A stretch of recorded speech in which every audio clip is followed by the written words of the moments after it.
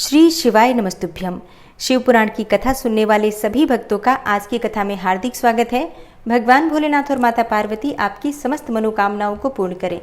भगवान शिव का ध्यान कीजिए। नमः शिवाय सांबाय सगणाय ससूनवे प्रधान पुरुषेशाय सर्गस्थित्यंत हेतवे। अर्थात जो प्रधान अर्थात प्रकृति और पुरुष के नियंता तथा सृष्टि पालन और संहार के कारण है, उन पार्वती सहित शिव को उनके पार्षदों और पुत्रों के साथ प्रणाम है। ऋषि बोले, हे सूत जी, हमने अनेकों आख्यानों से युक्त परम मनोहर उमा संहिता सुनी। अब आप शिव तत्व का ज्ञान बढ़ाने वाली कैलाश संहिता का वर्णन कीजिए। व्यास जी ने कहा, पुत्रों, शिव तत्व का प्रतिपादन करने वाली दिव्य कैलाश संहिता का वर्णन करता हूँ, तुम प्रेम पूर्वक सुनो। तुम्हारे प्रति स्नेह होने के कारण ही मैं तुम्हें यह प्रसंग सुना रहा हूँ। इतना कहकर व्यास जी ने काशी में मुनियों के तथा सूत जी के संवाद, व्यास मुनि संवाद, शिव पार्वती संवाद, शिव जी के द्वारा पार्वती के प्रति संन्यास पद्धति, संन्यासाचार, संन्यास मंडल, संन्यास पद्धति न्यास, वर्ण पूजन, प्रणवार्थ पद्धति आदि प्रसंगों का वर्णन करके पुनः ऋषिगण तथा सूत जी के मिलन एवं संवाद की अवतारणा करते हुए सूत जी के प्रति ऋषियों के प्रश्न का यो वर्णन किया। ऋषि बोले, महाभाग सूत जी, आप हमारे श्रेष्ठ गुरु हैं, अतः यदि आपका हम पर अनुग्रह हो तो हम आपसे एक प्रश्न पूछते हैं। श्रद्धालु शिष्यों पर आप जैसे गुरुजन सदा स्नेह रखते हैं, इस बात को आपने इस समय हमें प्रत्यक्ष दिखा दिया। हे मुने, विरजा होम के समय पहले आपने जो वामदेव का मत सूचित किया था, उसे हमने विस्तार पूर्वक नहीं सुना। अब हम बड़े आदर और श्रद्धा के साथ उसे सुनना चाहते हैं। हे कृपा सिंधो, आप प्रसन्नता पूर्वक उसका वर्णन करें। ऋषियों की यह बात सुनकर सूत जी के शरीर में रोमांच हो आया। उन्होंने गुरु के भी परम उत्कृष्ट गुरु महादेव जी को, त्रिभुवन जननी महादेवी उमा को तथा गुरु व्यास को भी भक्तिपूर्वक नमस्कार करके मुनियों को आह्लादित करते हुए गंभीर वाणी में इस प्रकार कहा। सूत जी बोले, हे मुनियों, तुम्हारा कल्याण हो, तुम सब लोग सदा सुखी रहो। महाभाग महात्माओं, तुम भगवान शिव के भक्त तथा दृढ़ता पूर्वक व्रत का पालन करने वाले हो, यह निश्चित रूप से जानकर ही मैं तुम लोगों के समक्ष इस विषय का प्रसन्नता पूर्वक वर्णन करता हूँ। ध्यान देकर सुनो। पूर्व काल के रथंतर कल्प में महामुनि वामदेव माता के गर्भ से बाहर निकलते ही शिव तत्व के ज्ञाताओं में सर्वश्रेष्ठ माने जाने लगे। वे वेदों, आगमों, पुराणों तथा अन्य सब शास्त्रों के भी तात्विक अर्थ को जानने वाले थे। देवता, असुर तथा मनुष्य आदि जीवों के जन्म कर्मों का उन्हें भली भांति ज्ञान था। उनका संपूर्ण अंग भस्म लगाने से उज्जवल दिखाई देता था। उनके मस्तक पर जटाओं का समूह शोभा देता था। वे किसी के आश्रित नहीं थे। उनके मन में किसी वस्तु को पाने की इच्छा नहीं थी। वे शीत उष्ण आदि द्वंद्वों से परे तथा अहंकार शून्य थे। वे दिगंबर महाज्ञानी महात्मा दूसरे महेश्वर के समान जान पड़ते थे। उन्हीं के जैसे स्वभाव वाले बड़े बड़े मुनि शिष्य होकर उन्हें घेरे रहते थे। वे अपने चरणों के स्पर्श जनित पुण्य से इस पृथ्वी को पवित्र करते हुए सब ओर विचरते और अपने चित्त को निरंतर परमार्थ स्वरूप पर ब्रह्म परमात्मा में लगाए रखते थे। इस तरह घूमते हुए वामदेव जी ने मेरु के दक्षिण शिखर कुमार श्रृंग में प्रसन्नतापूर्वक प्रवेश किया, जहाँ मयूर वाहन शिव कुमार, ज्ञानमय शक्ति धारण करने वाले समस्त असुरों के नाशक और सर्वदेव वंदित भगवान स्कंद रहते थे। उनके साथ उनकी शक्तिभूता गजावल्ली भी थी। वहीं स्कंदसर के नाम से प्रसिद्ध एक सरोवर था, जो समुद्र के समान अगाध एवं विशाल दिखाई देता था। उसका जल ठंडा और स्वादिष्ट था। वह सरोवर स्वच्छ, अगाध एवं बहुत जलराशि से पूर्ण था। उसमें संपूर्ण आश्चर्यजनक गुण विद्यमान थे। वह जलाशय स्कंद स्वामी के समीप ही था। महामुनि वामदेव ने शिष्यों के साथ उसमें स्नान करके शिखर पर बैठे हुए मुनिवृंद सेवित कुमार का दर्शन किया। वे उगते हुए सूर्य के समान तेजस्वी थे। मोर उनका श्रेष्ठ वाहन था। उनके 4 भुजाएं थी। सभी अंगों से उदारता सूचित होती थी। मुकुट आदि उनकी शोभा बढ़ा रहे थे। रत्नभूत 2 शक्तियां उनकी उपासना करती थी। उन्होंने अपने चारों हाथों में क्रमशः शक्ति, कुक्कुट, वर और अभय धारण कर रखे थे। स्कंद का दर्शन और पूजन करके उन मुनीश्वर ने बड़ी भक्ति से उनका स्तवन आरंभ किया। वामदेव बोले, जो प्रणव के वाच्यार्थ, प्रणवार्थ के प्रतिपादक, प्रणवाक्षर रूप बीज से युक्त तथा प्रणव रूप है, उन आप स्वामी कार्तिकेय को बारंबार नमस्कार है। वेदांत के अर्थभूत ब्रह्म ही जिनका स्वरूप है, जो वेदांत का अर्थ करते हैं, वेदांत के अर्थ को जानते हैं और नित्य विदित हैं, उन स्कंद स्वामी को बारंबार नमस्कार है। समस्त प्राणियों के हृदय गुफा में प्रतिष्ठित गुह को नमस्कार है, जो स्वयं गुह्य है, जिनका रूप गुह्य है तथा जो गुह्य शास्त्रों के ज्ञाता हैं, उन स्वामी कार्तिकेय को नमस्कार है। हे प्रभु, आप अणु से भी अत्यंत अणु और महान से भी परम महान हैं। कारण और कार्य अथवा भूत और भविष्य के भी ज्ञाता हैं। आप परमात्मा स्वरूप को नमस्कार है। आप स्कंद हैं, स्कंदन ही आपका रूप है। आप सूर्य और अरुण के समान तेजस्वी हैं। पारिजात की माला से सुशोभित मुकुट आदि धारण करने वाले आप स्कंद स्वामी को सदा नमस्कार है। आप शिव के शिष्य और पुत्र हैं। शिव अर्थात कल्याण देने वाले हैं, शिव को प्रिय हैं तथा शिवा और शिव दोनों के लिए आनंद की निधि हैं। आपको नमस्कार है। आप गंगा जी के बालक, कृत्तिकाओं के कुमार, भगवती उमा के पुत्र तथा सरकंडी के वन में शयन करने वाले हैं।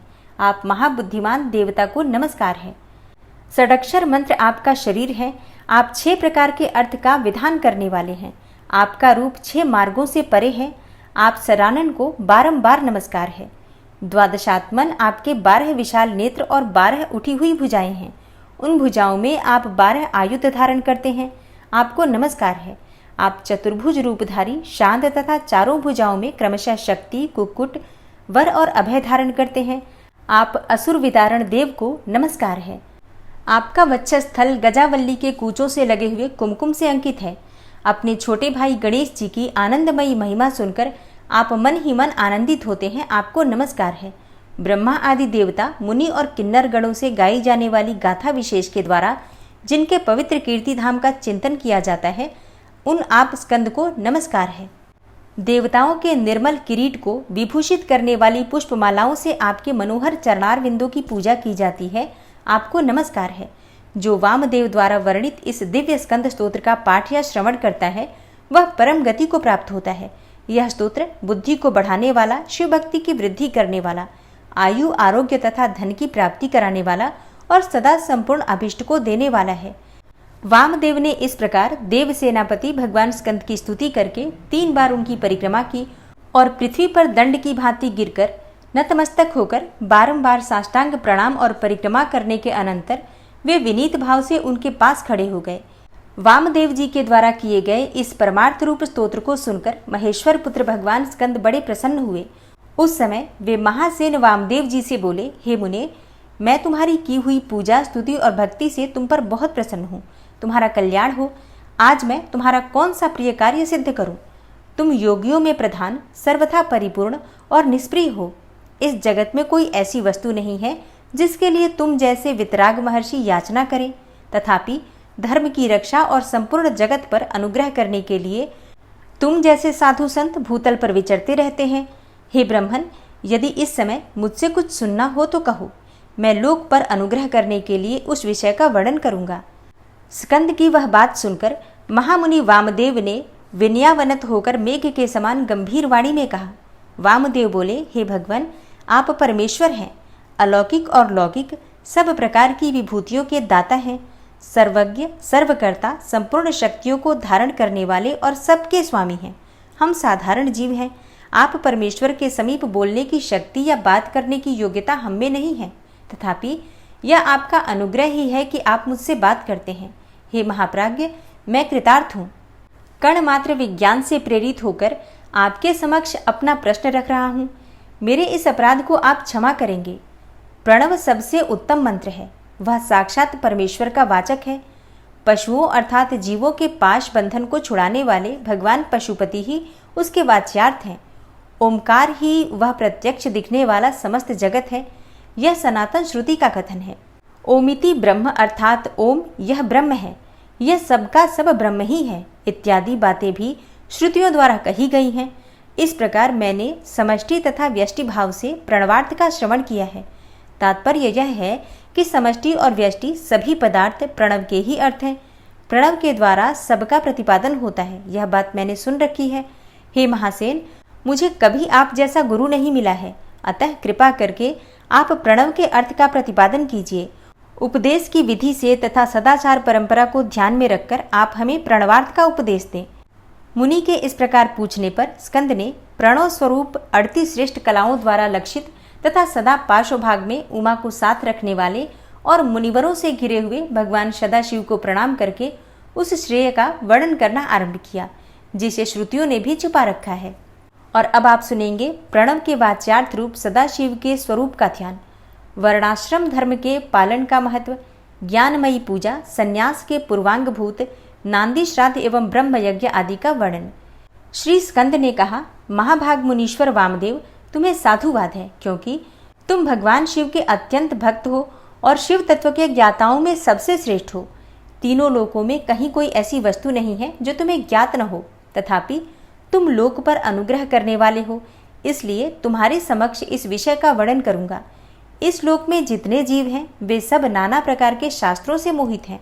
परमेश्वर की अति विचित्र माया ने उन्हें परमार्थ से वंचित कर दिया है। अतः प्रणव के वाच्यार्थ भूत साक्षात महेश्वर को वे नहीं जानते। वे महेश्वर ही सगुण, निर्गुण तथा त्रिदेवों के जनक पर ब्रह्म परमात्मा हैं। मैं अपना दाहिना हाथ उठाकर तुम्हें शपथ पूर्वक कहता हूँ कि यह सत्य है, सत्य है, सत्य है। मैं बारंबार इस सत्य को दोहराता हूँ कि प्रणव के अर्थ साक्षात शिव ही हैं। श्रुतियों, स्मृति, शास्त्रों, पुराणों तथा आगमों में प्रधानतया उन्हीं को प्रणव का वाच्यार्थ बताया गया है। जहाँ से मन सहित वाणी उस परमेश्वर को न पाकर लौट आती है जिसके आनंद का अनुभव करने वाला पुरुष किसी से डरता नहीं। ब्रह्मा, विष्णु तथा इंद्र सहित यह संपूर्ण जगत भूतों और इंद्रिय समुदाय के साथ सर्वप्रथम जिससे प्रकट होता है, जो परमात्मा स्वयं किसी से और कभी भी उत्पन्न नहीं होता, जिसके निकट विद्युत, सूर्य और चंद्रमा का प्रकाश काम नहीं देता तथा जिसके प्रकाश से ही यह संपूर्ण जगत सब ओर से प्रकाशित होता है, वह पर ब्रह्म परमात्मा संपूर्ण ऐश्वर्य से संपन्न होने के कारण स्वयं ही सर्वेश्वर शिव नाम धारण करता है। हृदयाकाश के भीतर विराजमान जो भगवान शंभु मुमुक्षु पुरुषों के ध्येय हैं, जो सर्वव्यापी प्रकाशात्मा, भास स्वरूप एवं चिन्मय हैं, जिन परम पुरुष की पराशक्ति शिवा भक्ति भाव से सुलभ, मनोहरा, निर्गुण, अपने गुणों से ही निगूढ़ और निष्कल हैं, उन परमेश्वर के तीन रूप हैं, स्थूल, सूक्ष्म और इन दोनों से परे। हे मुने, मुमुक्षु योगियों को नित्य क्रमशः उनके इन स्वरूपों का ध्यान करना चाहिए। वे शंभु, निष्कल, संपूर्ण देवताओं के सनातन आदिदेव, ज्ञान, क्रिया, स्वभाव एवं परमात्मा कहे जाते हैं। उन देवाधिदेव की साक्षात मूर्ति सदाशिव हैं। ईशानादि 5 मंत्र उनके शरीर हैं। वे महादेव जी पंचकला रूप हैं। उनकी अंग कांति शुद्ध स्फटिक के समान उज्ज्वल है। वे सदा प्रसन्न रहने वाले तथा शीतल आभा से युक्त हैं। उन प्रभु के 5 मुख, 10 भुजाएं और 15 नेत्र हैं। ईशान मंत्र उनका मुकुट मंडित मस्तक है। तत्पुरुष मंत्र उन पुरातन प्रभु का मुख है। अघोर मंत्र हृदय है। वामदेव मंत्र गुह्य प्रदेश है तथा सद्योजात मंत्र उनके पैर हैं। इस प्रकार वे पंच मंत्र रूप हैं। वे ही साक्षात साकार और निराकार परमात्मा हैं। सर्वज्ञता आदि 6 शक्तियां उनके शरीर के 6 अंग हैं। वे शब्दादि शक्तियों से स्फुरित हृदय कमल के द्वारा सुशोभित हैं। वाम भाग में मनोन्मनी नामक अपनी शक्ति से विभूषित हैं। अब मैं मंत्र आदि 6 प्रकार के अर्थों को प्रकट करने के लिए जो अर्थोपन्यास की पद्धति है, उसके द्वारा प्रणव के समष्टि और व्यष्टि संबंधी भावार्थ का वर्णन करूंगा, परंतु पहले उपदेश का क्रम बनाना उचित है, इसलिए उसी को सुनो।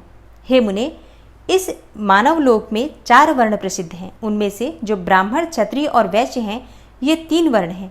उन्हीं का वैदिक आचार से संबंध है। त्रैवर्णिकों की सेवा ही जिनके लिए सारभूत धर्म है, उन शूद्रों का वेदाध्ययन में अधिकार नहीं है।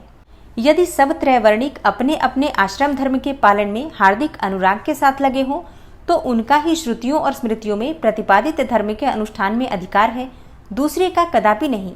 श्रुति और स्मृति में प्रतिपादित कर्म का अनुष्ठान करने वाला पुरुष अवश्य सिद्धि को प्राप्त होगा। यह बात वेदोक्त मार्ग को दिखाने वाले परमेश्वर ने स्वयं कही है। वर्ण धर्म और आश्रम धर्म के पालन जनित पुण्य से परमेश्वर का पूजन करके बहुत से श्रेष्ठ मुनि उनके सायुज्य को प्राप्त हो गए हैं। ब्रह्मचर्य के पालन से ऋषियों की, यज्ञ कर्मों के अनुष्ठान से देवताओं की तथा संतानोत्पादन से पितरों की तृप्ति होती है, ऐसा श्रुति ने कहा है। इस प्रकार ऋषि ऋण, देव ऋण तथा पितृ ऋण, इन तीनों से मुक्त होकर वानप्रस्थ आश्रम में प्रविष्ट होकर मनुष्य शीत, उष्ण तथा सुख दुख आदि द्वंद्वों को सहन करते हुए जितेंद्रिय, तपस्वी और मिताहारी होकर यम नियम आदि योग का अभ्यास करे, जिससे बुद्धि निश्चल तथा अत्यंत दृढ़ हो जाए। इस प्रकार क्रमशः अभ्यास करके शुद्ध चित्त हुआ पुरुष संपूर्ण कर्मों का संन्यास कर दे। समस्त कर्मों का संन्यास करने के पश्चात ज्ञान के समादर में तत्पर रहे। ज्ञान के समादर को ही ज्ञानमयी पूजा कहते हैं। वह पूजा जीव की साक्षात शिव के साथ एकता का बोध कराकर जीवन मुक्ति रूप फल देने वाली है। यतियों के लिए इस पूजा को सर्वोत्तम तथा निर्दोष समझना चाहिए। हे महाप्राज्ञ, तुम पर स्नेह होने के कारण लोकानुग्रह की कामना से मैं उस पूजा की विधि बता रहा हूँ, सावधान होकर सुनो। साधक को चाहिए कि वह संपूर्ण शास्त्रों के तत्वार्थ के ज्ञाता, वेदांत ज्ञान के पारंगत तथा बुद्धिमानों में श्रेष्ठ आचार्य की शरण में जाए। उत्तम बुद्धि से युक्त एवं चतुर साधक आचार्य के समीप जाकर विधि पूर्वक दंड प्रणाम आदि के द्वारा उन्हें यत्न पूर्वक संतुष्ट करे। फिर गुरु की आज्ञा लेकर वह 12 दिनों तक केवल दूध पीकर रहे। तदनंतर शुक्ल पक्ष की चतुर्थी या दशमी को प्रातःकाल विधिवत स्नान करके शुद्ध चित्त हुआ विद्वान साधक नित्य कर्म करके गुरु को बुलाकर शास्त्रोक्त विधि से नांदी श्राद्ध करे। नांदी श्राद्ध में विश्व देवों की संज्ञा सत्य और वसु बताई गई है। प्रथम देव श्राद्ध में नांदी मुख देवता ब्रह्मा, विष्णु और महेश कहे गए हैं। दूसरे ऋषि श्राद्ध में उन्हें ब्रह्मर्षि, देवर्षि तथा राजर्षि कहा गया है। तीसरे दिव्य श्राद्ध में उनकी वसु, रुद्र और आदित्य संज्ञा बताई गई है। चौथे मनुष्य श्राद्ध में सनक आदि 4 मुनीश्वर ही नांदी मुख देवता हैं। पांचवें भूत श्राद्ध में 5 महाभूत, नेत्र आदि 11 इंद्रिय समूह तथा जरायुज आदि चतुर्विध प्राणी समुदाय नांदीमुख माने गए हैं। छठे पितृ श्राद्ध में पिता, पितामह और प्रपितामह ये 3 नांदीमुख देवता हैं। 7वें मातृ श्राद्ध में माता, पितामही और प्रपितामही इन तीनों को नांदीमुख देवता बताया गया है तथा 8वें आत्मश्राद्ध में आत्मा, पिता, पितामह और प्रपितामह ये 4 नांदीमुख देवता कहे गए हैं। माता महात्मक श्राद्ध में मातामह, प्रमातामह और वृद्ध प्रमातामह ये 3 नांदीमुख देवता सपत्नीक बताए गए हैं। प्रत्येक श्राद्ध में 2-2 ब्राह्मण करके जितने ब्राह्मण आवश्यक हो उनको आमंत्रित करें और स्वयं यत्न पूर्वक आचमन करके पवित्र होकर उन ब्राह्मणों के पैर धोएं। उस समय इस प्रकार कहें, जो समस्त संपत्ति की प्राप्ति में कारण आई हुई आपत्ति के समूह को नष्ट करने के लिए धूमकेतु अर्थात अग्नि रूप तथा अपार संसार सागर से पार लगाने के लिए सेतु के समान है, वे ब्राह्मणों की चरण धूलियां मुझे पवित्र करें। जो आपत्ति रूपी घने अंधकार को दूर करने के लिए सूर्य, अभीष्ट अर्थ को देने के लिए कामधेनु तथा समस्त तीर्थों के जल से पवित्र मूर्तियां हैं, वे ब्राह्मणों की चरण धूलियां मेरी रक्षा करें। ऐसा कहकर पृथ्वी पर दंड की भांति पड़कर साष्टांग प्रणाम करें। तत्पश्चात पूर्वाभिमुख बैठकर भगवान शंकर के युगल चरणार बिंदु का चिंतन करते हुए दृढ़तापूर्वक आसन ग्रहण करें। हाथ में पवित्री लेकर शुद्ध होकर नूतन यज्ञोपवीत धारण करके 3 बार प्राणायाम करें। तदनंतर तिथि आदि का स्मरण करके इस तरह संकल्प करें, मेरे संन्यास का अंगभूत जो पहले विश्व देव का पूजन, फिर देवादि अष्टविधि श्राद्ध तथा अंत में मातामह श्राद्ध है, उसे आप लोगों की आज्ञा लेकर मैं पार्वण की विधि से संपन्न करूंगा। ऐसा संकल्प करके आसन के लिए दक्षिण दिशा से आरंभ करके उत्तरोत्तर कुशों का त्याग करें। तत्पश्चात आचमन करके खड़ा होकर वर्णक्रम का आरंभ करें। अपने हाथ में पवित्री धारण करके 2 ब्राह्मणों के हाथों का स्पर्श करते हुए इस प्रकार कहें, हम विश्वदेव श्राद्ध के लिए आप दोनों का वरण करते हैं। आप दोनों नांदी श्राद्ध में अपना समय देने की कृपा करें। इतना सभी श्राद्धों के लिए ब्राह्मणों के लिए कहें। सर्वत्र ब्राह्मण वरण की विधि का यही क्रम है। इस प्रकार वरण का कार्य पूरा करके 10 मंडलों का निर्माण करें। उत्तर से आरंभ करके 10 मंडलों का अक्षत से पूजन करके उनमें क्रमशः ब्राह्मणों को स्थापित करें। फिर उनके चरणों पर भी अक्षत आदि चढ़ाएं। तदनंतर संबोधन पूर्वक विश्वदेव आदि नामों का उच्चारण करें और कुश, पुष्प, अक्षत एवं जल से इदम वह पाद्यम यह कहकर पाद्य निवेदन करें। इस प्रकार पाद्य देकर स्वयं भी अपना पैर धो लें और उत्तराभिमुख होकर आचमन करके एक एक श्राद्ध के लिए जो 2-2 ब्राह्मण कल्पित हुए हैं उन सबको आसनों पर बिठाएं तथा इस प्रकार कहें, विश्वदेव स्वरूप ब्राह्मण के लिए यह आसन समर्पित है। यह कहकर कुशासन देकर स्वयं भी हाथ में कुश लेकर आसन पर स्थित हो जाएं। इसके बाद कहें, इस नांदीमुख श्राद्ध में विश्वदेव के लिए आप दोनों क्षण अर्थात समय प्रदान करें। तदनंतर आप दोनों ग्रहण करें, ऐसा कहें।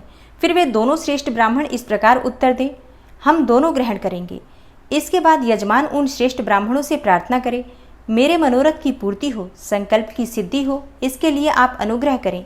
तत्पश्चात पद्धति के अनुसार अर्घ्य दें, पूजन करें। शुद्ध केले के पत्ते आदि धोए हुए पात्रों में परिपक्व अन्न आदि भोज्य पदार्थों को परोसकर पृथक पृथक कुश बिछाकर और स्वयं वहां जल छिड़ककर प्रत्येक पात्र पर आदर पूर्वक दोनों हाथ लगाकर पृथ्वी ते पात्रम इत्यादि मंत्र का पाठ करें।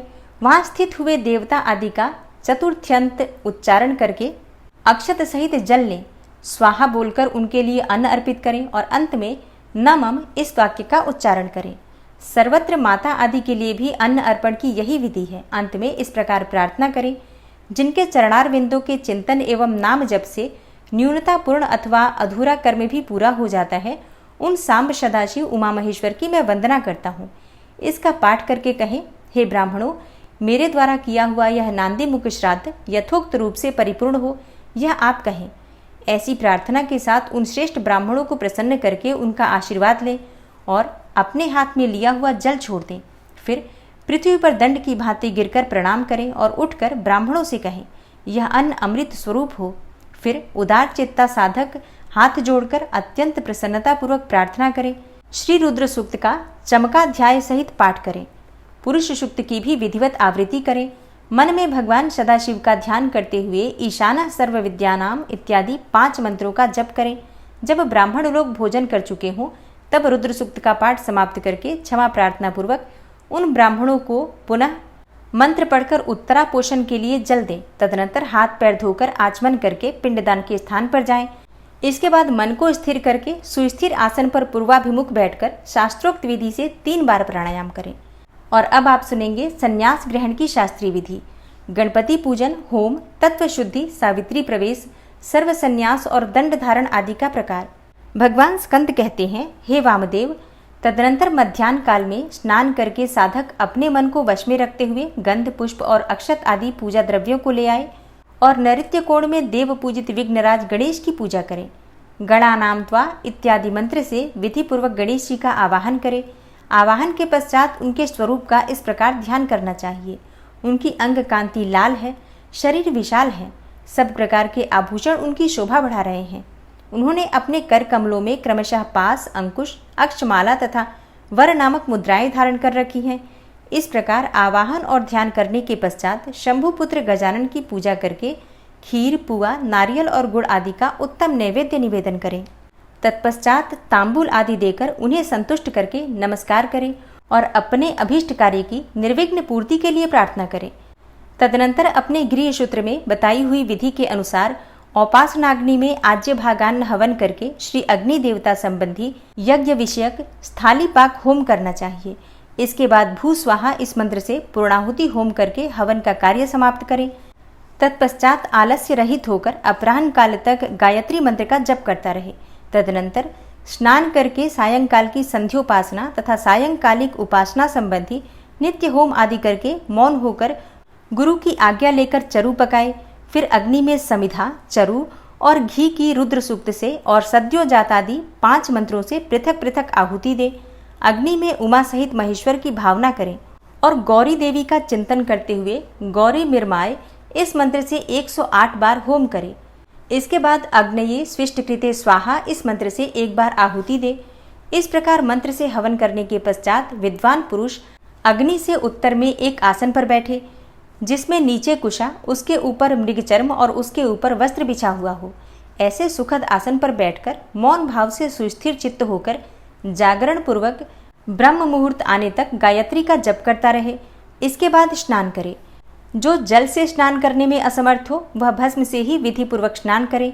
फिर उस अग्नि पर ही चरु पकाकर उसे घी से तर करे। उसे उतारकर अग्नि से उत्तर दिशा में कुश पर रखे। पुनः घी से चरु को मिश्रित करे। इसके बाद व्याहृति मंत्र, रुद्र सूक्त तथा सद्योजातादि 5 मंत्रों का जप करें और इनके द्वारा एक एक आहुति भी दें।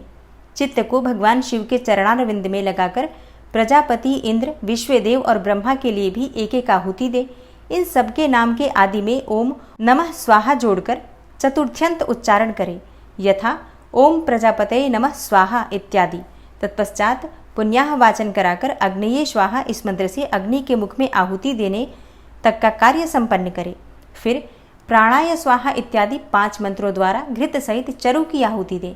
इसके बाद अग्नेय स्विष्टकृते स्वाहा मंत्र बोलकर एक आहुति और दे। तदनंतर फिर रुद्र सूक्त तथा ईशान आदि 5 मंत्रों का जप करें। महेश आदि चतुर्व्यूह मंत्रों का भी पाठ करें। इस प्रकार तंत्र होम करके अपनी गृह शाखा में बताई हुई पद्धति के अनुसार उन देवताओं के उद्देश्य से बुद्धिमान पुरुष सांग होम करे। इस तरह जो अग्निमुख आदि कर्म तंत्र को प्रवर्तित किया गया है उसका निर्वाह करके विरजा होम करे।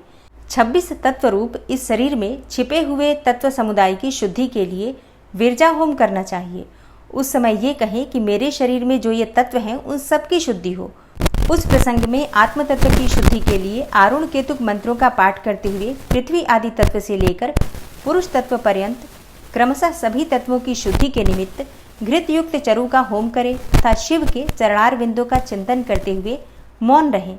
पृथ्वी, जल, तेज, वायु और आकाश ये पृथिव्यादि पंचक कहलाते हैं।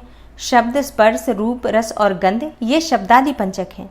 वाक, पाणी, पाद, पायु और उपस्थ ये वागादि पंचक हैं। श्रोत्र, नेत्र, नासिका, रसना और त्वक ये श्रोतादि पंचक हैं। शिर, पार्श्व, पृष्ठ और उदर ये 4 हैं। इन्हीं में जंघा को भी जोड़ लें।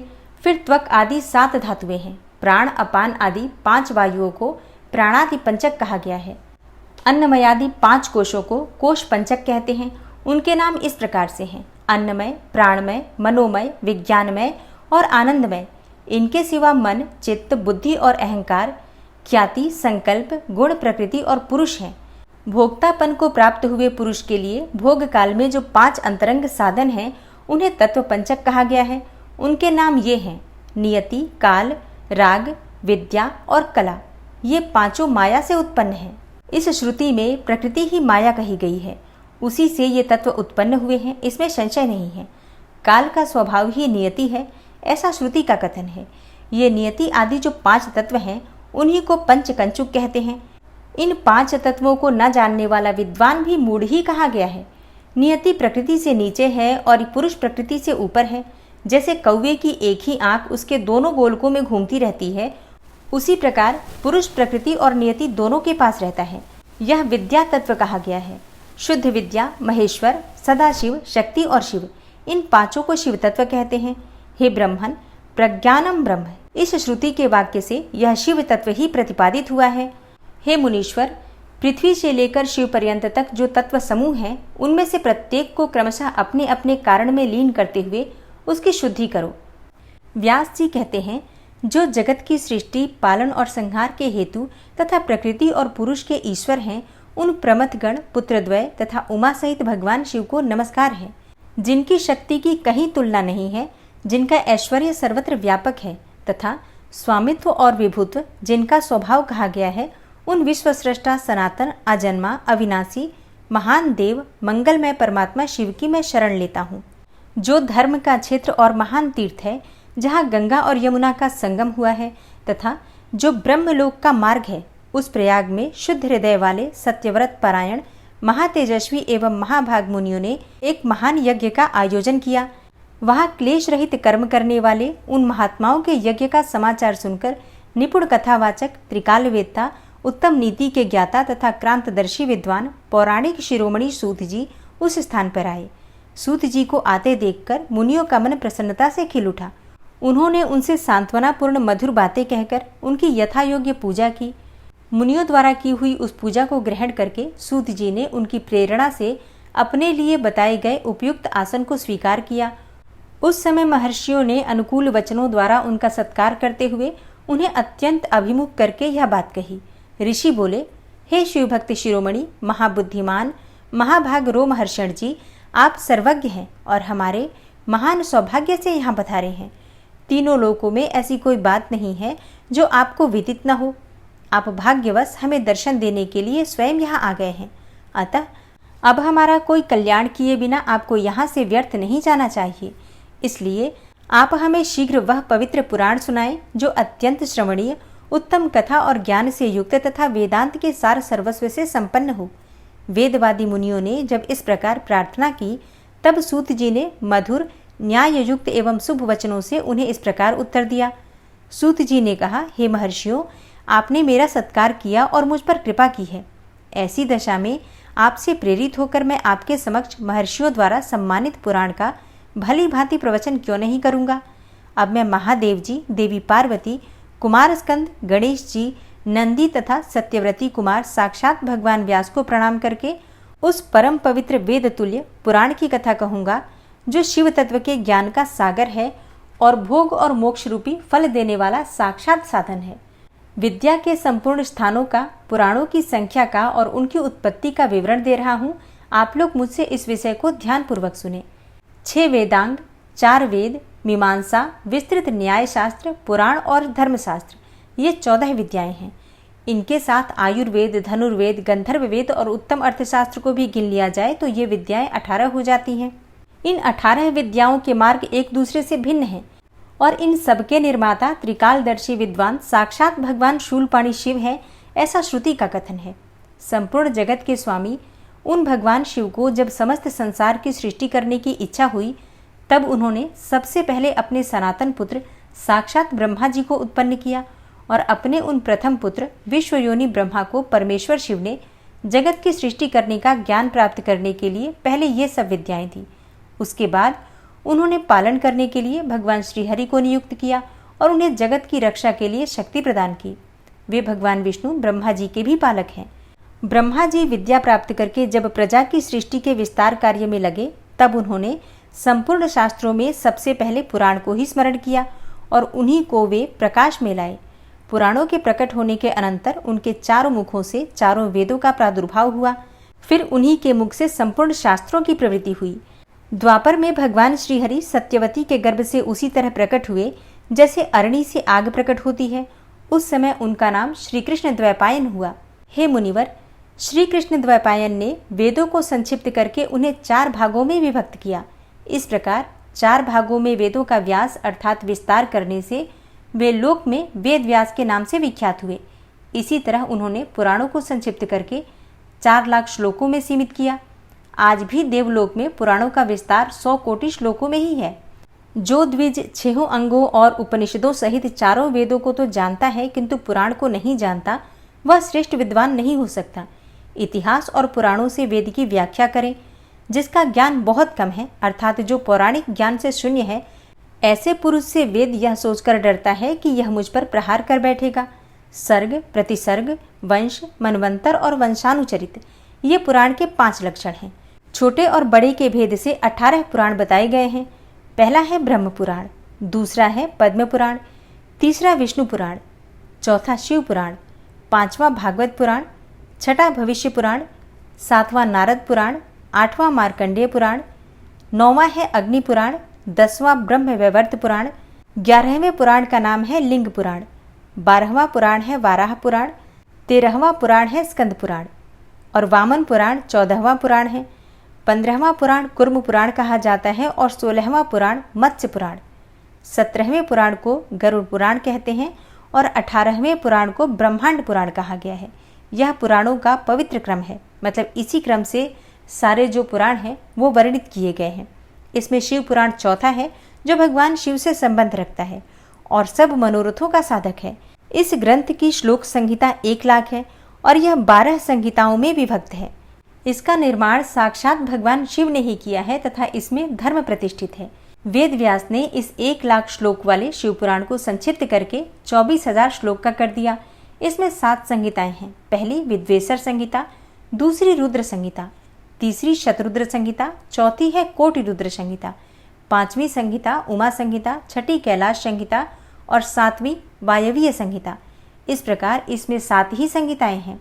विद्वेश्वर संहिता में 2000, रुद्र संहिता में 10,500, शतरुद्र संहिता में 2,180, कोटि रुद्र संहिता में 2,240, उमा संहिता में 1,840 और कैलाश संहिता में 1,240 और वायवीय संहिता में 4,000 श्लोक हैं। इस परम पवित्र शिव पुराण को आप लोगों ने सुन लिया। केवल 4,000 श्लोकों की वायवीय संहिता ही रह गई है जो 2 भागों से युक्त है। उसका वर्णन मैं करूंगा। जो वेदों का विद्वान न हो उसको इस उत्तम शास्त्र का वर्णन नहीं करना चाहिए। जो पुराणों को न जानता हो और जिसकी पुराण पर श्रद्धा ना हो उससे भी इसकी कथा नहीं कहनी चाहिए। जो भगवान शिव का भक्त हो, शिवोक्त धर्म का पालन करता हो और दोष दृष्टि से रहित हो, उस जांचे बूझे हुए धर्मात्मा शिष्य को ही इसका उपदेश देना चाहिए। जिनकी कृपा से मुझको पुराण संहिता का ज्ञान है, उन अमित तेजस्वी भगवान व्यास को नमस्कार है। और अब आप सुनेंगे ऋषियों का ब्रह्मा जी के पास जाकर उनकी स्तुति करके उनसे परम पुरुष के विषय में प्रश्न करना और ब्रह्मा जी का आनंद मग्न होकर रुद्र कहकर उत्तर देना। सूत जी कहते हैं, हे महर्षियों, पहले अनेकों कल्पों के बारंबार बीतने पर सुदीर्घ काल के पश्चात जब यह वर्तमान कल्प उपस्थित हुआ और सृष्टि का कार्य आरंभ हुआ, जब जीविका, साधक कर्म, कृषि, गोरक्षा और वाणिज्य की प्रतिष्ठा हुई तथा प्रजा वर्ग के लोग सजग एवं सचेत हो गए, तब 6 कुलों में उत्पन्न हुए महर्षियों में परस्पर बहस छिड़ गई, यह पर ब्रह्म है या नहीं। इस प्रकार उनमें आपस में ही महान विवाद होने लगा, किंतु परम तत्व का निरूपण अत्यंत कठिन होने के कारण उस समय वहां कुछ निश्चय न हो सका। तब वे सब लोग जगत सृष्टा अविनाशी ब्रह्मा जी का दर्शन करने के लिए उस स्थान पर गए जहां देवताओं और असुरों के मुख से अपनी स्तुति सुनते हुए भगवान ब्रह्मा विराजमान थे। देवताओं और दानवों से भरे हुए सुंदर रमणीय मेरु शिखर पर जहां सिद्ध और चारण परस्पर बातचीत करते हैं, यक्ष और गंधर्व सदा रहते हैं, विहंगों के समुदाय कलरव करते हैं, मणि और मूंगे जिनकी शोभा बढ़ाते हैं, तथा निकुंज, कंदराएं, छोटी गुफाएं और अनेकानेक निर्झर जिसे सुशोभित करते हैं, एक ब्रह्मवन नाम से प्रसिद्ध वन है। उसमें नाना प्रकार के वन्य पशु भरे हुए हैं। उसकी लंबाई 100 योजन और चौड़ाई 10 योजन की है। उसके भीतर एक रमणीय सरोवर है जो सुस्वादु निर्मल जल से भरा रहता है। वहाँ के रमणीय पुष्पित वृक्षों पर मतवाले भौरे छाए रहते हैं। उस वन में एक मनोहर एवं विशाल नगर है जो प्रातःकाल के सूर्य की भांति प्रकाशित होता रहता है। वहाँ दुर्धर्ष शक्ति से युक्त बलाभिमानी दैत्य, दानव तथा राक्षसों का निवास है। वह नगर तपाए हुए स्वर्ण का बना जान पड़ता है। उसकी चहारदीवारियां और सदर फाटक बहुत ऊंचे हैं। छोटे बुर्जों, ढालू छतों, आवास स्थानों तथा सैकड़ों गलियों से उस नगर की बड़ी शोभा है। वह विचित्र बहुमूल्य मणियों से आकाश को चूमता सा प्रतीत होता है तथा कई करोड़ विशाल भवनों से अलंकृत है। उस नगर में प्रजापति ब्रह्मा अपने सभासदों के साथ निवास करते हैं। वहां जाकर उन मुनियों ने साक्षात लोक पितामह ब्रह्मा जी को देखा। देवर्षियों के समुदाय उनकी सेवा में बैठे थे। उनकी अंग कांति शुद्ध सुवर्ण के समान थी। वे सब आभूषणों से विभूषित थे। उनका मुख प्रसन्न था और उससे सौम्य भाव प्रकट होता था। उनके नेत्र कमल दल के समान विशाल थे। दिव्य कांति से संपन्न, दिव्य गंध एवं अनुलेपन से चर्चित, दिव्य श्वेत वस्त्रों से सुशोभित तथा दिव्य मालाओं से विभूषित ब्रह्मा जी के चरणार विंदों की वंदना सुरेंद्र, असुरेंद्र, योगेंद्र भी करते थे। जैसे प्रभा दिवाकर की सेवा करती है, उसी प्रकार समस्त शुभ लक्षणों से युक्त साक्षात सरस्वती देवी हाथ में चंवर लेकर उनकी सेवा कर रही थी। इससे उनकी बड़ी शोभा हो रही थी। ब्रह्मा जी का दर्शन करके उन सभी महर्षियों के मुख और नेत्र खिल उठे। उन्होंने मस्तक पर अंजलि बांधकर उन सुरश्रेष्ठ की स्तुति की। ऋषि बोले, संसार की सृष्टि, पालन और संहार के हेतु 3 रूप धारण करने वाले आप पुराण पुरुष परमात्मा ब्रह्मा को नमस्कार है। प्रकृति जिनका शरीर है, जो प्रकृति में क्षोभ उत्पन्न करने वाले हैं तथा प्रकृति रूप में 23 विकारों से युक्त होने पर भी जो वास्तव में निर्विकार है, उन ब्रह्मदेव को नमस्कार है।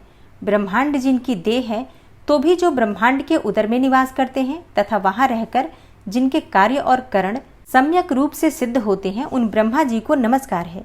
जो सर्वलोक स्वरूप तथा समस्त लोगों के सृष्टा हैं, जो संपूर्ण जीवों का शरीर से संयोग और वियोग कराने में हेतु हैं, उन ब्रह्मा जी को नमस्कार है। हे नाथ, हे पितामह, आपसे ही संपूर्ण जगत की सृष्टि, पालन और संहार होते हैं, तथापि माया से आवृत होने के कारण हम आपको नहीं जानते। सूत जी कहते हैं, उन महाभाग महर्षियों के इस प्रकार स्तुति करने पर ब्रह्मा जी उन मुनियों को आह्लाद प्रदान करते हुए गंभीर वाणी में इस प्रकार बोले। ब्रह्मा जी ने कहा, महान सत्व गुण से संपन्न महाभाग महातेजस्वी महर्षियों, तुम सब लोग एक साथ यहाँ किस लिए आए हो? ब्रह्मा जी के इस प्रकार पूछने पर ब्रह्मवेत्ताओं में श्रेष्ठ उन सभी मुनियों ने हाथ जोड़कर विनय भरी वाणी में कहा। मुनि बोले, हे भगवान, हम लोग अज्ञान के महान अंधकार से आवृत होकर खिन्न हो रहे हैं। परस्पर विवाद करते हुए हमें परम तत्व का साक्षात्कार नहीं हो रहा है। आप संपूर्ण जगत के धारण पोषण करने वाले तथा समस्त कारणों के भी कारण हैं। हे नाथ, यहाँ कोई ऐसी वस्तु नहीं है जो आपको विदित न हो। कौन ऐसा पुरुष है जो संपूर्ण जीवों से पुरातन, अंतर्यामी, उत्कृष्ट, विशुद्ध, परिपूर्ण एवं सनातन परमेश्वर है? कौन अपने अद्भुत क्रियाकलाप द्वारा सबसे प्रथम संसार की सृष्टि करता है? हे महाप्राज्ञ, हमारे इस संदेह का निवारण करने के लिए आप हमें परमार्थ तत्व का उपदेश दें। मुनियों के इस प्रकार पूछने पर ब्रह्मा जी के नेत्र आश्चर्य से खिल उठे। वे देवताओं, दानवों और मुनियों के निकट खड़े हो गए और चिरकाल तक ध्यान मग्न होकर रुद्र ऐसा कहते हुए आनंद विभोर हो गए। उनका सारा शरीर पुलकित हो उठा और वे हाथ जोड़कर बोले। अब आप सुनेंगे ब्रह्मा जी के द्वारा परम तत्व के रूप में भगवान शिव की ही महत्ता का प्रतिपादन, उनकी कृपा को ही सब साधनों का फल बताना तथा उनकी आज्ञा से सब मुनियों का नैमिषारण्य में आना। ब्रह्मा जी ने कहा, हे मुनियों, जिन्हें न पाकर मन सहित वाणी लौट आती है, जिनके आनंदमय स्वरूप का अनुभव करने वाला पुरुष कभी किसी से नहीं डरता, जिनसे संपूर्ण भूतों और इंद्रियों के साथ ब्रह्मा, विष्णु, रुद्र और इंद्र पूर्वक यह समस्त जगत पहले प्रकट होता है, जो कारणों के भी सृष्टा और विचारक परम कारण है, जिनके सिवा और किसी से कभी भी जगत की उत्पत्ति नहीं होती, संपूर्ण ऐश्वर्य से संपन्न होने के कारण जो स्वयं ही सर्वेश्वर नाम धारण करते हैं और सब मुमुक्षु जिन शंभु का अपने हृदय आकाश के भीतर ध्यान करते हैं, जिन्होंने सबसे पहले मुझे ही अपने पुत्र के रूप में उत्पन्न किया और मुझे ही संपूर्ण वेदों का ज्ञान दिया, जिनके कृपा प्रसाद से मैंने यह प्रजापति का पद प्राप्त किया है, जो ईश्वर अकेले ही वृक्ष की भांति निश्चल भाव से प्रकाशमान आकाश में विराजमान हैं, जिन परम पुरुष परमात्मा से यह संपूर्ण जगत परिपूर्ण है, जो अकेले ही बहुत से निष्क्रिय जीवों के शासक एवं उन्हें सक्रियता प्रदान करने वाले हैं, जो महेश्वर एक बीज को अनेकों रूपों में परिणत कर देते हैं, जो सबका शासन करने वाले ईश्वर इन जीवों सहित इन समस्त लोकों को वश में रखते हैं। सब रूपों में जो एकमात्र भगवान रुद्र ही है, दूसरा कोई नहीं है, जो सदा ही मनुष्यों के हृदय में भली भांति प्रविष्ट होकर स्थित हैं, जो स्वयं संपूर्ण विश्व को देखते हुए भी दूसरों से कदापि लक्षित नहीं होते और सदा समस्त जगत के अधिष्ठाता हैं, जो अनंत शक्तिशाली एकमात्र भगवान रुद्र काल से मुक्त समस्त कारणों पर भी शासन करते हैं, जिनके लिए न दिन है न रात्रि है, जिनके समान भी कोई नहीं है, फिर अधिक तो हो ही कैसे सकता है, जिनकी ज्ञान बल और क्रिया रूपा पराशक्ति स्वाभाविक एवं नित्य है, जो इस क्षर अर्थात विनाशशील, अव्यक्त अर्थात प्रकृति, पर तथा अमृत स्वरूप अक्षर अर्थात अविनाशी जीवात्मा पर शासन करते हैं। उनका निरंतर ध्यान करने से, मन को उन्हीं में लगाए रहने से तथा उन्हीं के तत्व की भावना करते हुए उनमें तन्मय रहने से जीव अंत में उन्हीं को प्राप्त हो जाता है। फिर तो सारी की सारी माया अपने आप ही दूर हो जाती है। उनके पास न तो बिजली प्रकाश करती है और न ही सूर्य तथा चंद्रमा ही अपनी प्रभा फैलाते हैं, अपितु उन्हीं के प्रकाश से यह संपूर्ण जगत प्रकाशित होता है। ऐसा सनातन श्रुति का कथन है। एकमात्र महादेव महेश्वर को ही अपना आराध्य देव जानना चाहिए। उनसे श्रेष्ठ दूसरा कोई पद उपलब्ध नहीं होता। वे स्वयं ही सबके आदि हैं, किंतु इनका न आदि है न अंत है। वे स्वभाव से ही निर्मल, स्वतंत्र, परिपूर्ण, स्वेच्छाधीन तथा चराचर रूप हैं। इनका शरीर अप्राकृतिक अर्थात दिव्य है। ये श्रीमान महेश्वर लक्ष्य और लक्षण से रहित हैं। ये नित्य मुक्त होकर सबको बंधन से मुक्त करने वाले हैं। काल की सीमा से परे रहकर काल को ही प्रेरित करने वाले हैं। ये सबके ऊपर निवास करते हैं, स्वयं ही सबके आवास स्थान है, सर्वज्ञ हैं तथा 6 प्रकार के अध्याय अर्थात मार्ग से युक्त होकर इस संपूर्ण जगत के पालक हैं। उत्तरोत्तर उत्कृष्ट भूतों से वे परम उत्कृष्ट हैं। उनसे बढ़कर दूसरा कोई नहीं है। अनंत आनंद राशि रूपी मकरंद का पान करने वाले मधुव्रत अर्थात भ्रमर हैं। अखंड ब्रह्मांडों को मसल कर मृतपिंड के समान कर देने की कला में पंडित हैं। उदारता, वीरता, गंभीरता और मधुरता के महासागर हैं। इनके समान भी कोई वस्तु नहीं है, फिर इनसे बढ़कर तो हो ही कैसे सकती है। ये उपमा रहित है। समस्त प्राणियों के राजाधिराज के रूप में विराजमान है। यही सृष्टि के प्रारंभ में अपने अद्भुत क्रियाकलाप द्वारा इस संपूर्ण जगत की सृष्टि करते हैं और अंतकाल में यह फिर इन्हीं में लीन हो जाएगा। सब प्राणी इन्हीं के वश में हैं और ये ही सबको विभिन्न कार्यों में नियुक्त करने वाले हैं। पराभक्ति से ही इनका दर्शन होता है, अन्य किसी प्रकार से कभी नहीं। व्रत, संपूर्ण दान, तपस्या और नियम, इन सब साधनों को पूर्व काल में सत्पुरुषों ने भाव शुद्धि तथा अनुराग की उत्पत्ति के लिए ही बताया था, इसमें संशय ही नहीं है। मैं, भगवान विष्णु, रुद्रदेव तथा दूसरे देवता एवं असुर आज भी उग्र तपस्याओं के द्वारा इनकी दर्शन की इच्छा करते हैं। धर्म भ्रष्ट, मूढ़, दुष्ट और घृणित आचार विचार वाले लोगों को उनका दर्शन होना असंभव है। भक्तजन भीतर और बाहर भी उन्हीं का पूजन एवं ध्यान करते हैं। यह रूप 3 प्रकार का है, स्थूल, सूक्ष्म और इन दोनों से परे। हम सब देवता आदि जिस रूप को प्रत्यक्ष देखते हैं वह स्थूल है। सूक्ष्म रूप का दर्शन केवल योगियों को होता है और उससे भी परे जो नित्य ज्ञान स्वरूप आनंदमय तथा अविनाशी भगवत स्वरूप है वह उसमें निष्ठा रखने वाले भजन पारायण भक्तों की ही दृष्टि में आता है। भगवत व्रत का आश्रय लेने वाले भक्त ही उसको देख पाते हैं। इस विषय में अधिक कहने से क्या लाभ। गुह्य से भी गुह्यतर एवं उत्कृष्ट साधन है भगवान शिव के प्रति भक्ति। जो उस भक्ति से युक्त है वह संसार बंधन से मुक्त हो जाता है, इसमें संदेह नहीं है। वह भक्ति भगवान शिव की कृपा से ही उपलब्ध होती है और उनकी कृपा भी भक्ति से ही संभव होती है। इस प्रकार से दोनों एक दूसरे के आश्रित हैं। ठीक वैसे ही जैसे अंकुर से बीज और बीज से अंकुर होता है, जीव को भगवत कृपा से ही सर्वत्र सिद्धियां मिलती हैं। संपूर्ण साधनों से अंत में भगवान की ही कृपा साध्य है। अंतःकरण की शुद्धि या प्रसाद का साधन है धर्म और उस धर्म के स्वरूप का प्रतिपादन वेद ने किया है। वेदों के अभ्यास से पहले के पुण्य और पापों में समता आती है। उस समता से प्रसाद अर्थात प्रसन्नता या अंतः शुद्धि का संपर्क प्राप्त होता है और उससे धर्म की वृद्धि होती है। धर्म की वृद्धि से पशु अर्थात जीव के पापों का क्षय होता है। इस तरह जिसके पाप क्षीण हो जाते हैं उस जीव को अनेकों जन्मों के अभ्यास से क्रमशः उमा महेश्वर के तत्व का ज्ञान प्राप्त होकर उसके हृदय में उनके प्रति भक्ति का उदय होता है। उस भक्ति भाव के अनुरूप ही महेश्वर के कृपा प्रसाद का उद्रेक होता है। उस प्रसाद से कर्मों का त्याग होता है। कर्मों के त्याग का अभिप्राय उनके फलों के त्याग से है, कर्मों के स्वरूपतः त्याग से नहीं। अतः यह सिद्ध हुआ कि कर्म फलों के त्याग से शिव धर्म में मंगलमयी प्रवृत्ति होती है। इसलिए शिव का कृपा प्रसाद प्राप्त करने के उद्देश्य से तुम सब लोग अपने स्त्री पुत्रों और अग्नियों के साथ वाणी और मन के दोषों से रहित होकर एकमात्र भगवान शिव का ही ध्यान करते रहो। उन्हीं में निष्ठा रखकर उनके भजन में तत्पर हो जाओ। उन्हीं में मन लगाकर उनके आश्रित होकर रहो। सब कार्य करते हुए मन से उन्हीं का चिंतन किया करो। 1,000 दिव्य वर्षों के लिए दीर्घकालिक यज्ञ का आरंभ करके उसे पूर्ण करो।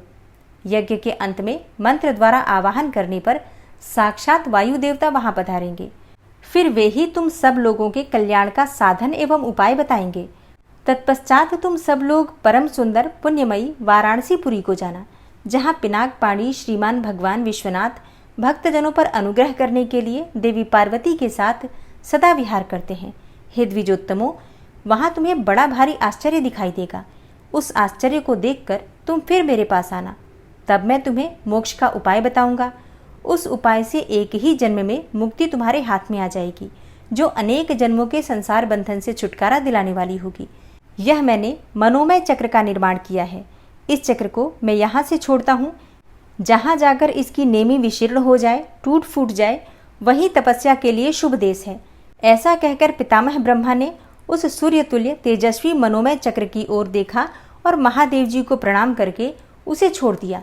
वे सब ब्राह्मण उन लोकनाथ ब्रह्मा जी को प्रणाम करके उस स्थान के लिए चल दिए जहाँ उस चक्र की नेमी जीर्ण शीर्ण होने वाली थी। ब्रह्मा जी का फेंका हुआ वह सुंदर चक्र मनोहर शिलाखंडों से युक्त एवं निर्मल स्वादिष्ट जल से पूर्ण किसी वन में गिरा।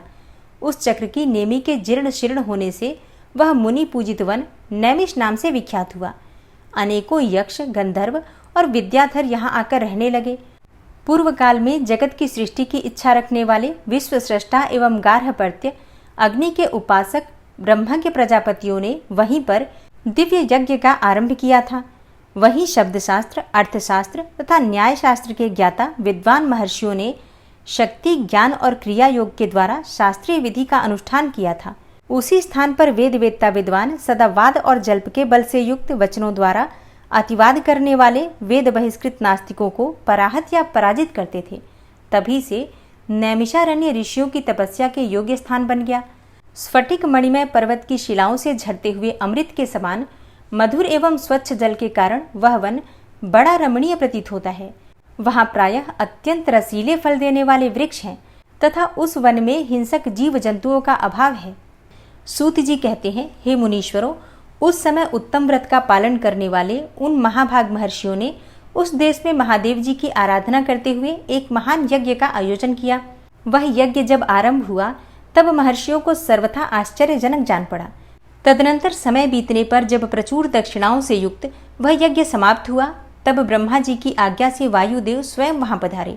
उनको आया देखकर दीर्घकालिक यज्ञ का अनुष्ठान करने वाले वे मुनि ब्रह्मा जी की बात को याद करके अनुपम हर्ष का अनुभव करने लगे। उन सब ने उठकर आकाश जन्मा वायु देवता को प्रणाम किया और उन्हें बैठने के लिए एक सोने का बना हुआ आसन दिया। वायु देवता उस आसन पर बैठे तब मुनियों ने उनकी विधिवत पूजा की। तदनंतर उन सबका अभिनंदन करके वे कुशल मंगल पूछने लगे। वायु देवता बोले, हे ब्राह्मणों, इस महान यज्ञ का अनुष्ठान पूर्ण होने तक तुम सब लोग सकुशल रहे ना? यज्ञहंता देवद्रोही दैत्यों ने तुम्हें बाधा तो नहीं पहुंचाई? तुम्हें कोई प्रायश्चित तो नहीं करना पड़ा? तुम्हारे यज्ञ में कोई दोष तो नहीं आया? क्या तुम लोगों ने स्तोत्र और शस्त्र ग्रहों द्वारा देवताओं का तथा पितृकर्मों द्वारा पितरों का भली भांति पूजन करके यज्ञ विधि का अनुष्ठान भली भांति संपन्न किया? इस महायज्ञ की समाप्ति हो जाने पर अब आप लोग क्या करना चाहते हैं? मुनियों ने कहा, प्रभो, हमारे कल्याण की वृद्धि के लिए जब आप स्वयं यहाँ आ गए हैं तब अब हमारा हर प्रकार से कुशल मंगल ही है तथा हमारी तपस्या भी उत्तम होगी। अब पहले का वृतांत सुनिए। हमारा हृदय अज्ञान अंधकार से आक्रांत हो गया था। तब हमने विज्ञान की प्राप्ति के लिए पूर्व काल में प्रजापति की उपासना की। शरणागत वत्सल प्रजापति ने हम शरणागतों पर कृपा करके इस प्रकार कहा, ब्राह्मणों, रुद्रदेव सबसे श्रेष्ठ हैं, वे ही परम कारण हैं। उन्हें तर्क से नहीं जाना जा सकता। भक्तिमान पुरुष ही उनके स्वरूप को ठीक ठीक देखता और समझता है। भक्ति भी उनकी कृपा से ही मिलती है और उस कृपा से ही परमानंद की प्राप्ति होती है। अतः उनके कृपा प्रसाद को प्राप्त करने के लिए तुम लोग नैमिषारण्य में यज्ञ का आयोजन करो। दीर्घ काल तक चलने वाले उस यज्ञ के द्वारा परम कारण रुद्रदेव की आराधना करो। यज्ञ के अंत में उन रुद्रदेव के कृपा प्रसाद से वायु देवता वहां पधारेंगे।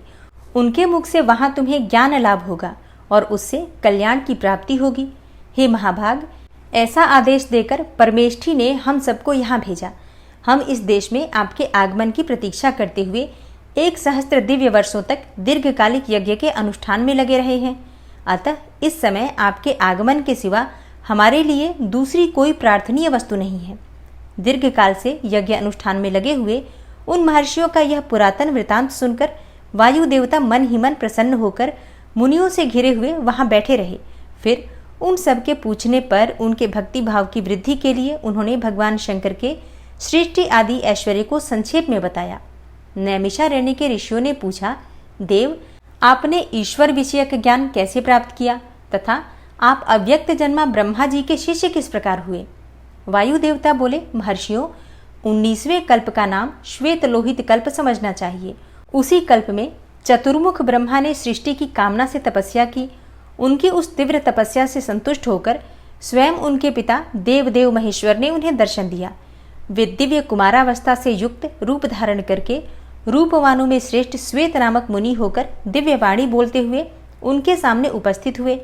वेदों के अधिपति तथा सबके पालक पिता महेश्वर का दर्शन करके गायत्री सहित ब्रह्मा जी ने उन्हें प्रणाम किया और उन्हीं से उत्तम ज्ञान पाया। ज्ञान पाकर विश्वकर्मा चतुर्मुख ब्रह्मा संपूर्ण चराचर भूतों की सृष्टि करने लगे। साक्षात परमेश्वर शिव को सुनकर ब्रह्मा जी ने अमृत स्वरूप ज्ञान प्राप्त किया था, इसलिए मैंने तपस्या के बल से उन्हीं के मुख से उस ज्ञान को उपलब्ध किया। मुनियों ने पूछा, आपने वह कौन सा ज्ञान प्राप्त किया जो सत्य से भी परम सत्य एवं शुभ है तथा जिसमें उत्तम निष्ठा रखकर पुरुष परमानंद को प्राप्त करता है? वायु देवता बोले, महर्षियों, मैंने पूर्व काल में पशु पाश और पशुपति का जो ज्ञान प्राप्त किया था, सुख चाहने वाले पुरुष को उसी में ऊंची निष्ठा रखनी चाहिए। अज्ञान से उत्पन्न होने वाला दुख ज्ञान से ही दूर होता है। वस्तु के विवेक का नाम ज्ञान है। वस्तु के 3 भेद माने गए हैं, जड़ अर्थात प्रकृति, चेतन अर्थात जीव और उन दोनों का परम नियंता परमेश्वर। इन्हीं तीनों को क्रम से पाश, पशु तथा पशुपति कहते हैं। तत्वज्ञ पुरुष प्रायः इन्हीं 3 तत्वों को क्षर, अक्षर तथा उन दोनों से अतीत कहते हैं। अक्षर ही पशु कहा गया है। क्षर तत्व का ही नाम पाश है तथा क्षर और अक्षर दोनों से परे जो परम तत्व है उसी को पति या पशुपति कहते हैं। प्रकृति को ही क्षर कहा गया है। पुरुष अर्थात जीव को ही अक्षर कहते हैं और जो इन दोनों को प्रेरित करता है वह क्षर और अक्षर दोनों से भिन्न तत्व परमेश्वर कहा गया है। माया का ही नाम प्रकृति है। पुरुष उस माया से आवृत है। मल और कर्म के द्वारा प्रकृति का पुरुष के साथ संबंध होता है। शिव ही इन दोनों के प्रेरक ईश्वर हैं। माया महेश्वर की शक्ति है। चित्त स्वरूप जीव उस माया से आवृत है। चेतन जीव को आच्छादित करने वाला अज्ञानमय पाश ही मल कहलाता है। उससे शुद्ध हो जाने पर जीव स्वतः ही शिव हो जाता है। वह विशुद्ध ही शिवत्व है। मुनियों ने पूछा, सर्वव्यापी चेतन को माया किस हेतु से आवृत करती है? किस लिए पुरुष को आवरण प्राप्त होता है और किस उपाय से उसका निवारण होता है? वायु देवता बोले, व्यापक तत्व को भी आंशिक आवरण प्राप्त होता है, क्योंकि कला आदि भी व्यापक है। भोग के लिए किया गया कर्म ही उस आवरण में कारण है।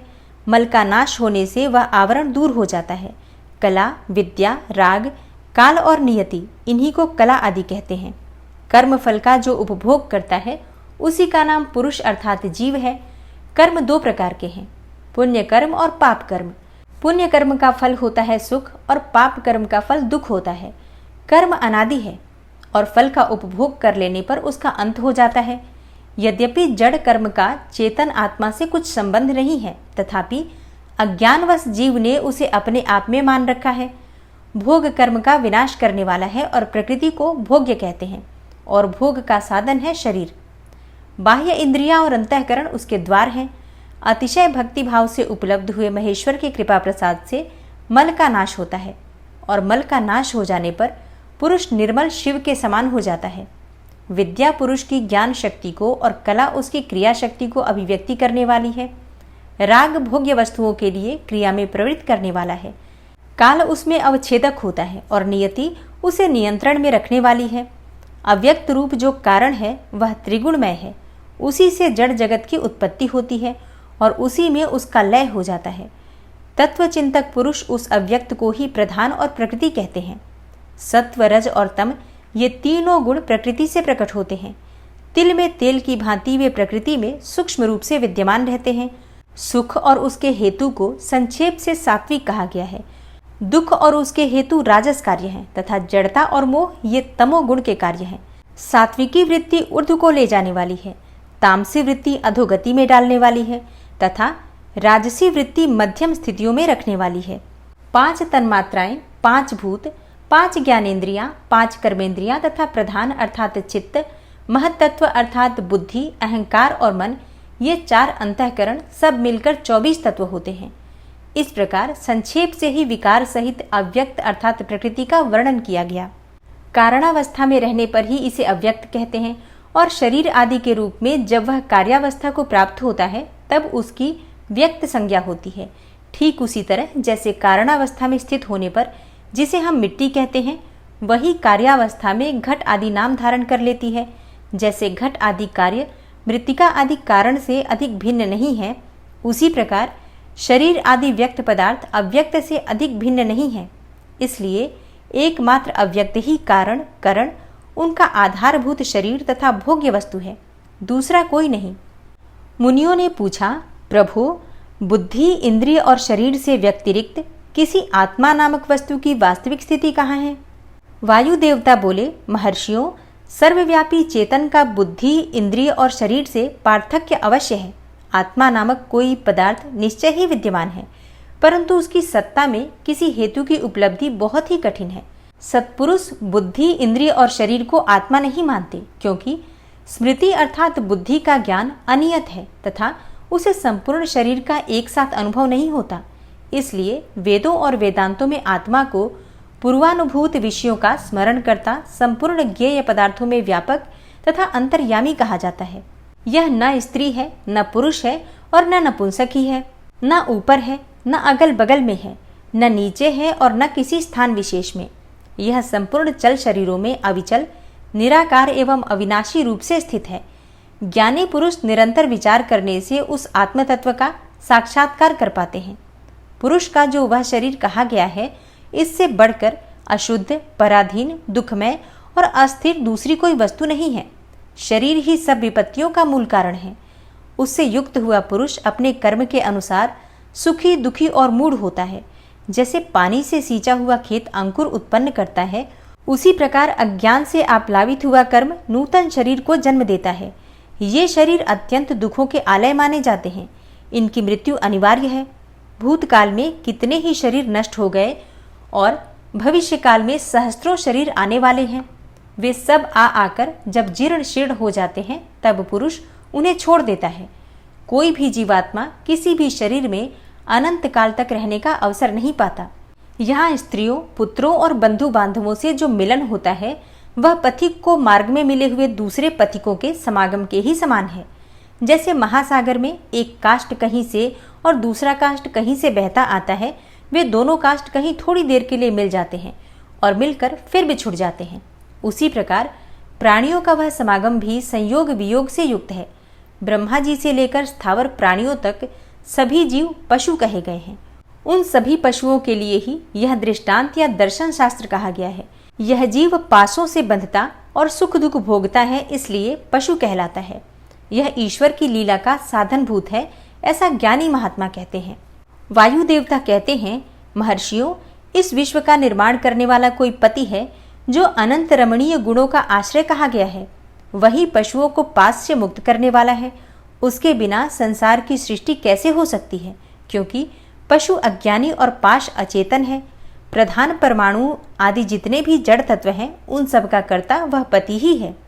यह बात स्वयं समझ में आ जाती है। किसी बुद्धिमान या चेतन कारण के बिना इन जड़ तत्वों का निर्माण कैसे संभव है। पशु, पाश और पति का जो वास्तव में पृथक पृथक स्वरूप है, उसे जानकर ही ब्रह्मवेता पुरुष योनि से मुक्त होता है। क्षर और अक्षर ये दोनों एक दूसरे से संयुक्त हैं। पति या महेश्वर ही व्यक्ता व्यक्त जगत का भरण पोषण करते हैं और वे ही जगत को बंधन से छुड़ाने वाले हैं। भोक्ता, भोग्य और प्रेरक ये तीन ही तत्व जानने योग्य हैं। विज्ञ पुरुषों के लिए इससे भिन्न दूसरी कोई वस्तु जानने योग्य नहीं है। सृष्टि के आरंभ में एक ही रुद्रदेव विद्यमान है, दूसरा कोई नहीं होता। वे ही इस जगत की सृष्टि करके इसकी रक्षा करते हैं और अंत में सबका संहार कर डालते हैं। उनके सब ओर नेत्र हैं, सब ओर मुख है, सब ओर भुजाएं हैं और सब ओर चरण हैं। ये ही सबसे पहले देवताओं में ब्रह्मा जी को उत्पन्न करते हैं। श्रुति कहती है कि रुद्रदेव सबसे श्रेष्ठ महान ऋषि हैं और मैं इन महान अमृत स्वरूप अविनाशी पुरुष परमेश्वर को जानता हूँ। इनकी अंग कांति सूर्य के समान है। ये प्रभु अज्ञान अंधकार से परे विराजमान है। इन परमात्मा से परे दूसरी कोई वस्तु नहीं है। इनसे अत्यंत सूक्ष्म और इनसे अधिक महान भी कुछ नहीं है। इनसे यह सारा जगत परिपूर्ण है। इनके सब ओर हाथ, पैर, नेत्र, मस्तक, मुख और कान हैं। ये लोक में सबको व्याप्त करके स्थित हैं। ये संपूर्ण इंद्रियों के विषयों को जानने वाले हैं, परंतु वास्तव में सब इंद्रियों से रहित हैं। सबके स्वामी, शासक, शरणदाता और सुहृद हैं। ये नेत्र के बिना भी देखते हैं और कान के बिना भी सुनते हैं। ये सबको जानते हैं, किंतु इनको पूर्ण रूप से जानने वाला कोई नहीं है। इन्हें परम पुरुष कहते हैं। ये अणु से भी अत्यंत अणु और महान से भी परम महान है। ये अविनाशी महेश्वर इस जीव की हृदय गुफा में निवास करते हैं। एक साथ रहने वाले दो पक्षी एक ही वृक्ष अर्थात शरीर का आश्रय लेकर रहते हैं। उनमें से एक तो उस वृक्ष के कर्मरूप फलों का स्वाद ले लेकर उपभोग करता है, किंतु दूसरा उस वृक्ष के फल का उपभोग न करता हुआ केवल देखता रहता है। जीवात्मा इस वृक्ष के प्रति आसक्ति में डूबा हुआ है, अतः मोहित होकर शोक करता रहता है। वह जब कभी भगवत कृपा से भक्त सेवित परम कारण रूप परमेश्वर को और उनकी महिमा का साक्षात्कार कर लेता है, तब शोक रहित होकर सुखी हो जाता है। छंद, यज्ञ, क्रतु तथा भूत, वर्तमान और भविष्य संपूर्ण विश्व को वह मायावी रचता है और माया से ही उसमें प्रविष्ट होकर रहता है। प्रकृति को ही माया समझना चाहिए और महेश्वर ही वह मायावी है। ये विश्वकर्मा महेश्वर ही परम देवता परमात्मा है, जो सबके हृदय में विराजमान है। उन्हें जानकर ही पुरुष परमानंद अमृत का अनुभव करता है।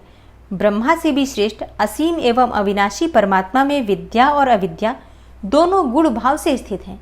विनाशशील जड़ वर्ग को ही यहाँ अविद्या कहा गया है और अविनाशी जीव को विद्या नाम दिया गया है। जो उन दोनों विद्या और अविद्या पर शासन करते हैं, वे महेश्वर उनसे सर्वथा भिन्न अर्थात विलक्षण हैं। ये प्रतापी महेश्वर इस जगत में समष्टि भूत और इंद्रिय वर्ग रूप एक एक जाल को अनेकों प्रकार से रचकर इसका विस्तार करते हैं। फिर अंत में संहार करके सबको अनेक से एक में परिणत कर देते हैं तथा पुनः सृष्टि काल में सबकी पूर्ववत रचना करके सब पर आधिपत्य करते हैं। जैसे सूर्य अकेला ही ऊपर नीचे तथा अगल बगल की दिशाओं को प्रकाशित करता हुआ स्वयं भी देदीप्यमान होता है, उसी प्रकार से भजनीय परमेश्वर अकेले ही समस्त करुणामय पृथ्वी आदि तत्वों का नियमन करते हैं। श्रद्धा और भक्ति के भाव से प्राप्त होने योग्य, आश्रय रहित कहे जाने वाले, जगत की उत्पत्ति और संहार करने वाले, कल्याण स्वरूप एवं 16 कलाओं की रचना कर उन महादेव को जो जानते हैं वे शरीर के बंधन को सदा के लिए त्याग देते हैं, अर्थात जन्म मृत्यु के चक्कर से छूट जाते हैं। वे ही परमेश्वर तीनों कालों से परे, निष्कल, सर्वत्र, त्रिगुणाधीश्वर एवं साक्षात परात्पर ब्रह्म है। संपूर्ण विश्व उन्हीं का रूप है। वे सबकी उत्पत्ति के कारण होकर भी स्वयं अजन्मा है, स्तुति के योग्य हैं, प्रजाओं के पालक हैं, देवताओं के भी देवता और संपूर्ण जगत के लिए पूजनीय हैं। अपने हृदय में विराजमान उन परमेश्वर की हम उपासना करते हैं जो काल आदि से परे, जिनसे यह समस्त प्रपंच प्रकट होता है, जो धर्म के पालक, पाप के नाशक, भोगों के स्वामी तथा संपूर्ण विश्व के धाम हैं, जो ईश्वरों के भी परम महेश्वर, देवताओं के भी परम देवता तथा पतियों के भी परम पति हैं। उन भुवनेश्वरों के भी ईश्वर महादेव को हम सबसे परे जानते हैं। उनके शरीर रूप कार्य और इंद्रिय तथा मन रूपी कारण नहीं है। उनके समान और उनसे अधिक भी इस जगत में कोई नहीं दिखाई देता। ज्ञान, बल और क्रिया रूप उनकी स्वाभाविक पराशक्ति वेदों में नाना प्रकार की सुनी गई है। उन्हीं शक्तियों से इस संपूर्ण विश्व की रचना हुई है। उसका न कोई स्वामी है, न कोई निश्चित चिन्ह है, न उस पर किसी का शासन है। वह समस्त कारणों का कारण होता हुआ ही उनका अधीश्वर भी है। उनका न कोई जन्मदाता है, न जन्म है, और न जन्म के माया मलादि हेतु ही है। वह एक ही संपूर्ण विश्व में समस्त भूतों में गुह्य रूप से व्याप्त है। वही सब भूतों का अंतरात्मा और धर्माध्यक्ष कहलाता है। वह सब भूतों के अंदर बसा हुआ सबका दृष्टा, साक्षी, चेतन और निर्गुण है। वह एक है, वशी है, अनेकों विवशात्मा निष्क्रिय पुरुषों को वश में रखने वाला है। वह नित्यों का नित्य, चेतनों का चेतन है। वह एक है, कामना रहित है और बहुतों की कामना पूर्ण करने वाला ईश्वर है। सांख्य और योग अर्थात ज्ञान योग और निष्काम कर्म योग से प्राप्त करने योग्य सबके कारण रूप उन जगदीश्वर परमेश्वर को जानकर जीव संपूर्ण पाशों अर्थात बंधनों से मुक्त हो जाता है। वे संपूर्ण विश्व के सृष्टा, सर्वज्ञ, स्वयं ही अपने प्राकट्य के हेतु ज्ञान स्वरूप, काल के भी सृष्टा, संपूर्ण दिव्य गुणों से संपन्न, प्रकृति और जीवात्मा के स्वामी, समस्त गुणों के शासक तथा संसार बंधन से छुड़ाने वाले हैं। जिन परम देव ने सबसे पहले ब्रह्मा जी को उत्पन्न किया और स्वयं उन्हें वेदों का ज्ञान दिया, अपने स्वरूप विषयक बुद्धि को प्रसन्न अर्थात विकसित करने वाले उन परमेश्वर शिव को जानकर मैं इस संसार बंधन से छूटने के लिए उनकी शरण में जाता हूँ। यह वेदांत शास्त्र का परम गोपनीय ज्ञान है। पूर्व काल में मुझे इसका उपदेश किया गया था। मैंने बड़े भारी सौभाग्य से ब्रह्मा जी के मुख से इस ज्ञान को पाया था। जो श्रम और दम से रहित हो उसे इस परम उत्तम ज्ञान का उपदेश नहीं देना चाहिए। जो अपना पुत्र सदाचारी तथा शिष्य न हो उसे भी नहीं देना चाहिए। जिनकी परम देव परमेश्वर में परम भक्ति है, जैसे परमेश्वर में है वैसे ही अपने गुरु में भी है, उस महात्मा पुरुष के हृदय में ही ये बताए हुए रहस्यमय अर्थ प्रकाशित होते हैं। अतः संक्षेप से यह सिद्धांत की बात सुनो। भगवान शिव प्रकृति और पुरुष से परे हैं। वे ही सृष्टि काल में जगत को रचते और संहार काल में पुनः सबको आत्मसात कर लेते हैं। ओम नमः शिवाय। श्री शिवाय नमस्तुभ्यम। आज की कथा का यहीं पर समापन करती हूँ। मिलती हूँ मैं आपसे कल की कथा में। और हाँ, एक रिक्वेस्ट है मेरी आप लोगों से, अगर आपको ये कथाएं अच्छी लगती हैं तो वीडियो को लाइक ज़रूर कीजिए, शेयर भी ज़रूर कीजिए फैमिली फ्रेंड्स के साथ। और चैनल पर अगर आप पहली बार आए हैं, अच्छी लगी हो आज की वीडियो, तो इसी तरह की वीडियोज़ आपको सही समय पर प्राप्त होती रहे, व्रत और त्योहारों से संबंधित, पूजा पाठ से संबंधित, इसके लिए इस चैनल को सब्सक्राइब करके बेल आइकन को ज़रूर प्रेस कर लीजिए। मिलती हूँ मैं आपसे अगली वीडियो में। तब तक के लिए नमस्कार।